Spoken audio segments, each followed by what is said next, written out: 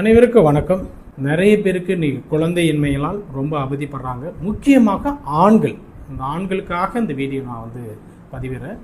So ஆண்களுக்கு இந்த sperm count ரொம்ப குறைவாக இருக்குது. அதனால் குழந்தையின்மை, அதனால் டோனர் போகிறதுக்கூடிய நிலையில் இன்றைக்கி இருந்துக்கிட்டு இருக்காங்க. அவங்களுக்கான இந்த வீடியோ இது தயவுசெய்து இதை கடைப்பிடிங்க.